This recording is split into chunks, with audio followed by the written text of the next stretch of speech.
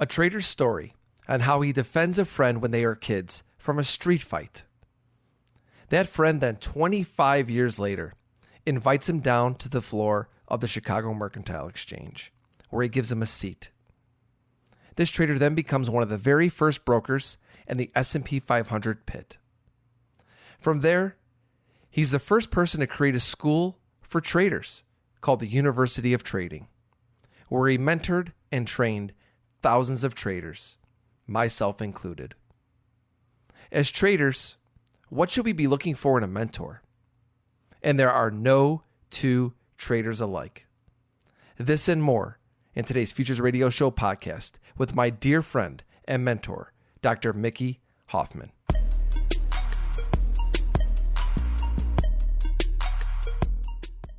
Futures Radio Show is sponsored by CME Group. They are the world's leading and most diverse futures and options exchange. CME Group's markets help individuals and businesses around the world effectively manage risk. For access to free educational tools and resources for the active individual trader, please visit activetrader.cmegroup.com. For new show notifications, please subscribe to Futures Radio Show podcast on iTunes, YouTube, Google Podcasts, Spotify, or Stitcher. This show is also sponsored by Trading Technologies, RJO Futures, and FTSE Russell. The Russell 2000 is a key benchmark for small cap U.S. stocks. Be sure to check out the E-Mini Russell 2000 futures symbol RTY and Micro E-Mini Russell 2000 futures symbol M2K. To learn more about FTSE Russell and their products, please visit FTSERussell.com. Mickey took your class 23 years ago. No.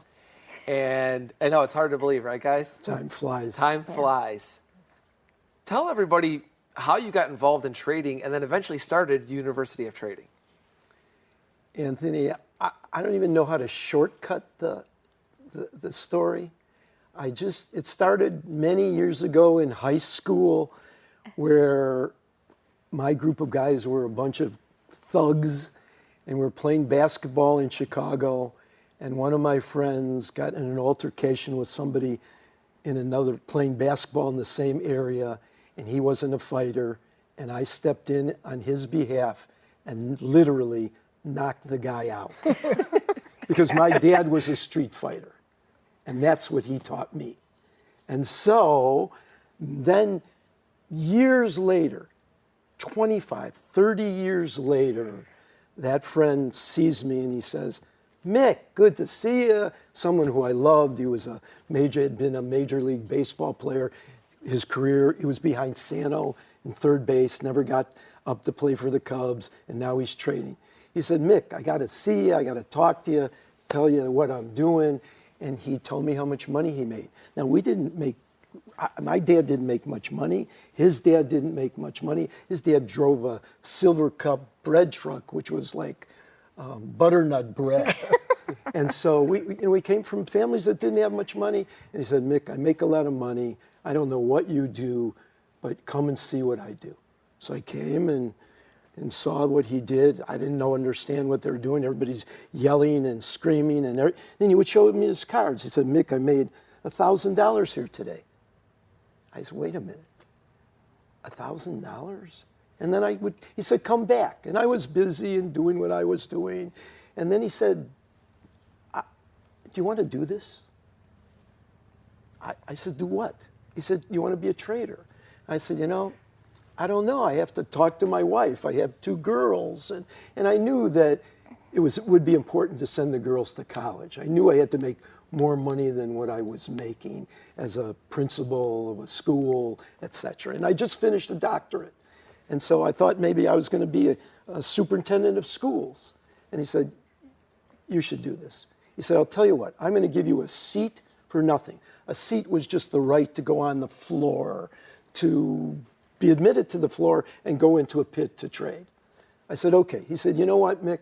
You have other friends here who you've done nice things for. And one of your friends is going to give you $10,000. Not loan it to you, they're going to give it to you.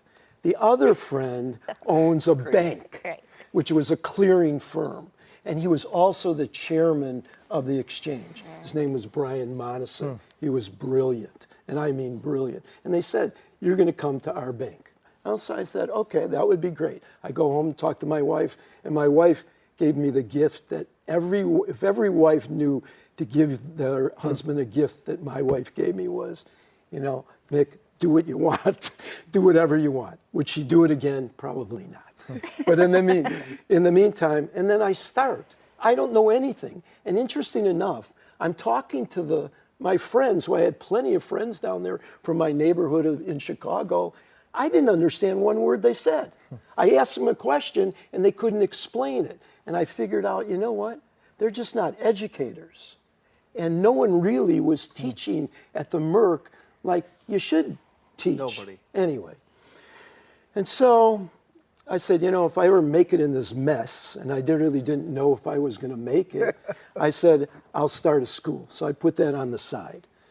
Then it was like 5 years later, and if you didn't own a seat, which I didn't own a seat at that time, I ran into a friend of my sister's who owned a clearing firm, and that clearing firm was Singer Winger. The first person was GMP, Brian Monison's. And he said, Mick, it's good to see you. And he said, I would always come to the house to see what a tough guy looked like. And what are you talking about, a tough guy look like? I'm here, I'm an adult, I have a family, what a tough guy look like? I look like this. In the meantime, he said, you have to move to the Board of Trade. I would like you to clear my firm. So, and it was, the story is so long. The person that was backing me, that brought me into the business, Chris Barkulis, he was a pork belly trader. The weekend before I was going to the Board of Trade, he got killed in a motor scooter accident. And I had to go to one of my fraternity brothers to ask him to back me, and they were backing me with a $50,000 T-bill.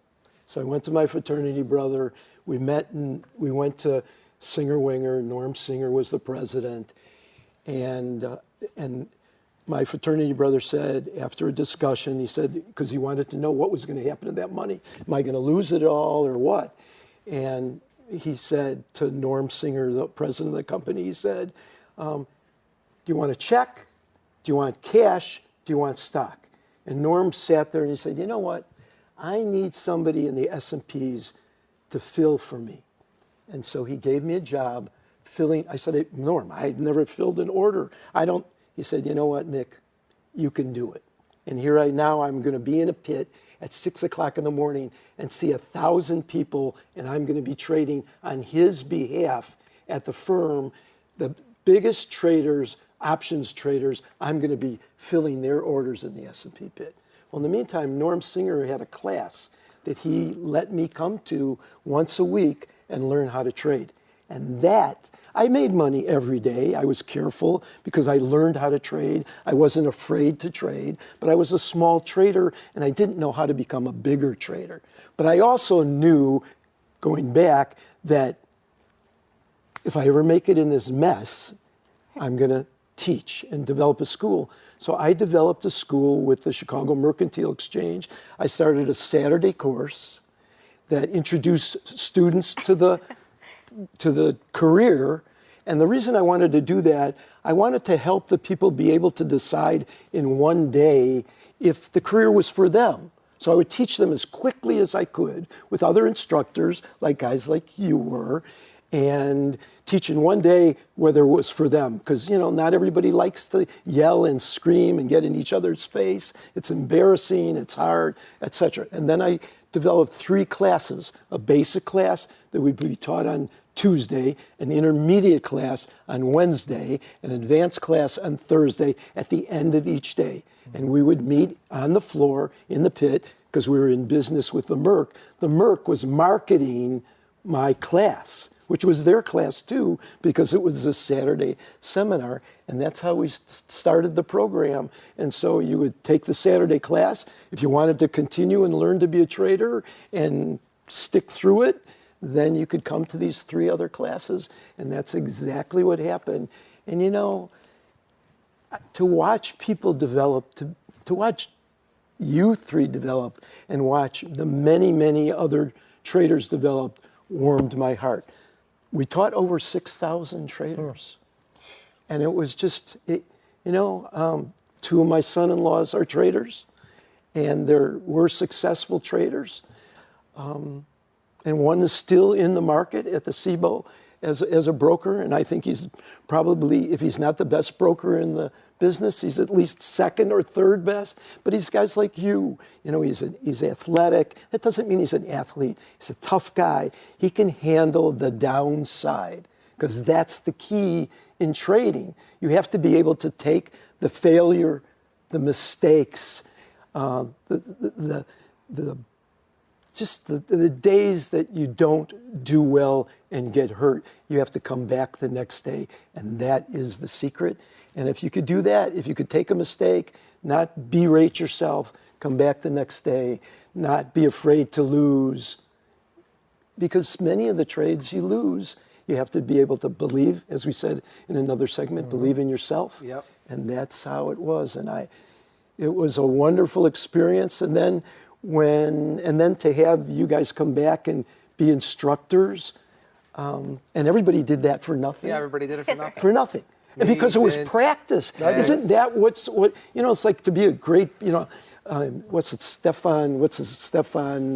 Curry.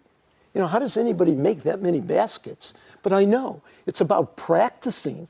So that was one of the secrets. I had taken a course called the Silver Mind Control, where it enabled you to think in your head and go over the routine. In other words, and I did this with my track team and football team, where you would practice in your head, go over the plays, go over your touchdowns, making a basket, et cetera, et cetera. So we would go over our trades. So even if you weren't practicing on the floor at the end of the day, you could go home and practice. And that was how you could become a good trader, because you could buy in the right place and get out, buy in the wrong place and get out with a loser. That was the toughest thing to do. But if you could do it in your head, and you've done it through repetition. It's about repetition, just like Curry going out shooting 1,000 shots. And so that's what you all learned to do. And in the meantime, that's what you three must have done to be the traders that you were. You just dedicated yourself to being the best person that you could be. And that's really the only thing that ever was in my mind, to help each one of you to be the best person that you could be in whatever endeavor that was. Okay, traders, we're going to pause for 30 seconds and we'll be right back. A question I constantly get is, what platform do I use to trade futures? Well, I use TT. They are the world's fastest commercially available futures trading platform. Learn more at tryttnow.com. RJO is a long-standing brokerage firm with personal broker relationships to help you learn and trade futures. To learn more, please visit rjofutures.com. I want to share one thing that you taught me, but you didn't really even probably know you were teaching me about myself. Oh, yeah. Because I've talked about this with Pax, and we even said it in the show. When I'd come off the floor, we'd see other traders, we'd talk about how we did, what did we do, right? And when we came to you, how are you doing? And that meant so much to me, because I remember you saying to me one time, Anthony, your greatest asset is that you have the ability to heal quickly. And you're always positive. I see you. I'm getting my ass kicked, right? And I'm going up there to see Mick, and I'm like, hey, Mick, how you doing? And, how'd you do? Oh, I lost again and whatever. And it was just, he's like, you're an amazing healer. And I thought about that. And when I I was at that critical time where I was developing my strategy. And I didn't know what it was. And like I said, we never talked charts, right, Mick? Never. You didn't even know what I was looking at. But when he told me that, I was like, you know what? If that's my greatest asset, which I didn't really realize, I took that and I made sure that was part of my technical strategy. So what I started thinking was, know what I'm going to risk, right? And the minute that I would put that trade on, I would start to heal. I felt like the healing process began, because I already accepted it as the worst could happen, right? And in my mind, that helped me maintain positivity throughout. Pax, you and I have talked about this a lot. I love that because in a conversation that we had not long ago, you had explained to people in my room about how before you put on a trade, you begin to heal. And the first thing I thought of was second trade first. And that Mick, obviously that's one of the things that you drilled into every one of your students. Second trade first, know where you're going to get out before you put the trade on. So when you said that, when you said that in my room, and I thought, that's in direct relation to what Mickey taught. But I didn't understand until this afternoon when we were talking, when you told that story about Mickey telling you that you're a good healer. That's it. That's Mick finding the best attributes in you, in me, in you, and bringing them out into our trading. On the floor, off the floor, and in life. Because really, that's what a good mentor does, right, Yes, Pax? it is. A good mentor looks at you and asks you, how are you doing, right? He asks you those questions. And you're teaching us without really telling us that you're teaching us. So it has to become a learning moment for us. Because once we recognize it, it's like just hearing you say it, and then me thinking about it, I was like, how did I not know this about myself? And I really, let's face it, we go through such tough times when you're trying to learn. You're just so beaten down that I didn't really realize that was an asset, but I tried to maintain that positivity.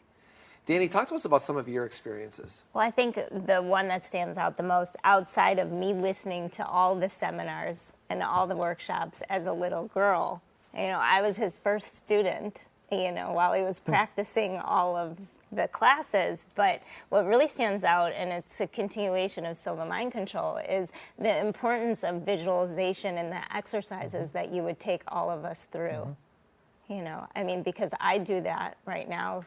I teach meditation, but I came from the source, right? Direct from you, right? So how did you, while you were helping them visualize their trades and remember their trades and go through the repetition of their trades, because, I went through class, but I'm sure I skated out of something in the classes. But I think that it just was amazing because, you remember one visualization, you remember another visualization, and my husband remembers another visualization. And it's awesome to what they remember. And it's so different of all of them. It's just how you made a difference. I appreciate the credit, but it's really all about yourselves and how you've been able to maintain your enthusiasm.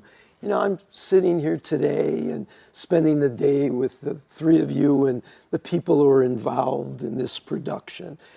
I haven't felt this good in a long time. Such warmth, such professionalism. And, I think you guys, I'm thrilled with this because you've taken this education to the next level. So I did the foundation, but you've taken it to the next level. And I think people are lucky to, like you're saying, I feel fortunate to have had experiences with you. I learned from you, but I appreciate you telling me that you learned from me, but I really learned more from you. And Mick, that is right there the key to not only to our success, but also that is exactly what a great mentor would say. I have people sometimes that'll say, thanks, Pax, I had the best week, I had the best month, and I'll always say, no, don't thank me, you did it. And I learned that from you. Yeah. Again, I learned that from you. When I was going through the toughest times of my life, I'd come up and sit in your office and we'd just sit there and talk, and you'd just look at me with the eyes that you're looking at me with now and listen and hear me and feel me. One time I'll never forget, in December before Christmas, you told me I was the Michael Jordan of all of the traders you've ever taught. 6 months later, you told me to take a year, 5 years off, whatever I needed to do. I went from Michael Jordan to way beyond the bench. Your bench. I do remember that too. Take a year, 5 years off if that's what you need. I remember that too. We've had such good memories good together, in such a challenging environment. But it's a great career. Where else can you sit in your own home and learn from people like yourselves and have an opportunity? And this is it. You could be a small trader and make an amazing amount of money, and a big trader and make an amazing amount of money. Every day I would look in that pit, see 1,000 people and different, size traders. The big traders raising both arms, and the smaller traders making one arm and fighting the battle. And you know what? Life is a great battle, but you have to take the downside. You have to know it's coming. Yes. Yeah, because it's not clean. It's definitely It's anything not but clean. And just one last thing. Everybody tries to be like somebody else in this business now, right? There's all of these teachers out there, right, that try and teach people what to do. When you looked into the pit, not one person had the exact same style. Not one person was the same. Right. Each guy had an edge about him. Yeah. Each, and girl, right? Each person had a quality that was different, and that allowed them to be the trader they were. Yeah. So for everybody out there listening, be yourself. Learn from others. But when you try to be like somebody else, at least in my experience, I failed miserably. I needed community like this. I needed people like this. And that to me is really the message here today. You need friends, family, support, and positive attitude, because it's going to be a long journey. And to say the least. honesty. Yeah. And honesty. Yeah. And Be love. honest about, And beatings. yeah. But you are good models. I think it's nice to model Michael Jordan or whomever you model, and knowing full well that you may not be exactly like they are, but you get a chance to be yourself. But you have someone who you'd like to be like and respect and believe in, because you know that they're honest, they're sincere, and they've worked really hard. The one thing that you all shared with me, you never, ever, even to this day, have told me something that wasn't true. It's always been the truth. Yep. And that's why we can be we're not blood, but we're family. Yeah. And even today, some people here doing this production. I haven't met them other than today. These are my family. Yes. And it's nice it's a great feeling. Well, we love you, Mick. Yeah. Thanks. I love you more too, than Ann. anything. Thanks. I Love you love guys. Dan. Thank you for listening to Futures Radio Show. If you enjoyed the show, please leave a review on iTunes. You can listen to all of our episodes on futuresradioshow.com, iTunes, YouTube, Google Podcasts, Spotify, and Stitcher.